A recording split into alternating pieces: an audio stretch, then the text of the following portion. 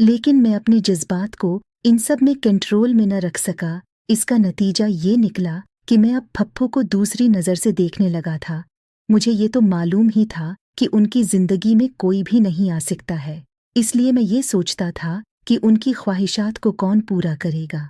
मेरी सोच बदलने लगी थी। मेरा दिल करने लगा कि मैं ही उनकी ख्वाहिशात को पूरा कर दूं। अब मेरी एक आदत बन गई थी कि जब भी मैं उन्हें देखा तो मेरे अंदर एक बेचैनी पैदा हो जाती थी। घर वालों ने मेरी पप्पू का इलाज करवाने का सोचा था। मेरी उम्मी को किसी आंटी ने एक पीर का बताया था, लेकिन वो शहर में रहता था। उनके कहने के मुताबिक इस पैर के पास बांझपन का इलाज था।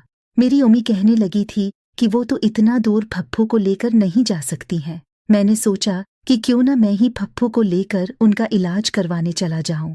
मैंने पप्पू से बात की, लेकिन उन्होंने इनकार कर दिया। मैंने उन्हें याद दिलाया था कि क्या पता इस तरह उनका बांझपन बीच में ठीक हो जाए और उनकी शादी हो जाए। तो वो सोचने लगी और मान गई। मैं पप्पू को आम बस में शहर लेकर जाने लगा। रास्ते में भी पप्पू मेरे साथ वाली सीट में बैठी थी।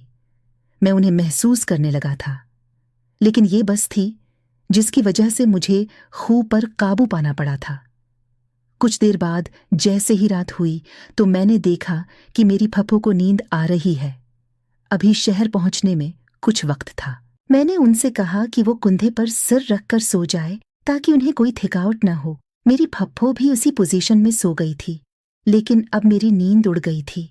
मैं अब उन्हें महसूस करने लगा था। कुछ देर बाद ही हम शहर पहुंच गए थे।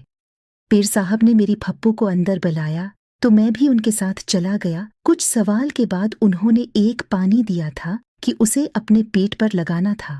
ऐसा करने से उन्हें शफा मिल सकती थी। हम पीर साहब से मिलकर वापस जाने लगे। मैंने पप्पू को बहुत हौसला दिया था, क्योंकि पीर साहब ने कहा था कि ये अमल एक हफ्ता करना है और उसके बाद फौरन ही शफा मिल जाएगी, लेकिन अगर न मिली तो फिर उसका कोई दूसरा इलाज नहीं है। हम लोग घर पहुंच गए थे। मेरी पप्पू बहुत यकीन के साथ रोज ही वो अमल करती थी। सब घर वालों को भी एक हफ्ते का इंतजार था, लेकिन कुदरत को जो मंजूर था वही होना था। मेरी पप्पू को कोई शफा नहीं मिली थी, लेकिन इस बार वो पहले से ज्यादा उदास हो गई थी। उन्होंने रोना धोना शुरू कर दिया था और कहने लगी थी कि उन्हें हर हाल में अपनी नई जिंदगी शुरू करनी है और बाकी लड़कियों की तरह इंजॉय करना है। मेरी दादी इमा को उनकी इस बात पर बहुत गुस्सा आया था और मेरी पप्पू को समझाने लगी थी कि अब वो सिर्फ इस घर में रहेगी। मुझे काफी दुख हुआ था कि इतनी खूबसूरत लड़की के साथ ऐसा कैसे हो सकता है। मैं जब भी पप्पू को देखता था तो मेरे अरमान जाग उठते थे। एक दफा मेरे साथ ऐसा ही हुआ था। मेरी पप्पू अपना काम करने में मसरूफ थी। जब मैंने उन्हें रफ से हिलिये में देखा तो फौरन अपने रूम में चला गया और खुद को सुकून देने लगा था। उस दिन मैं अपना रूम बंद करना भूल गया था और इसी वजह से मेरी पप्पू मेरे रूम के अंदर आ गई थी। उन्होंने मुझे वो सब करते देखा तो हैरान हो गई थी।